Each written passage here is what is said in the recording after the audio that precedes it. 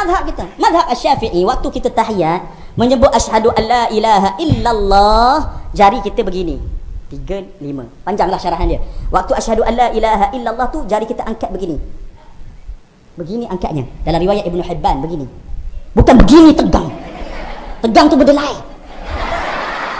Ini tak ada asyhadu alla ilaha illallah. Tak ada dalam mazhab Imam Syafi'i, tak ada.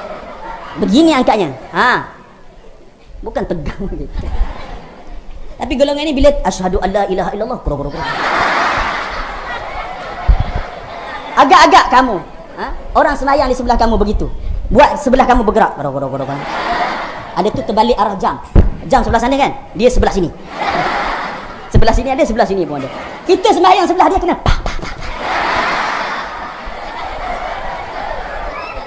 Bayangkanlah kalau Wahabi daripada puteri, orang perempuan dalam telekong tu dia sembahyang, Wahabi perempuan.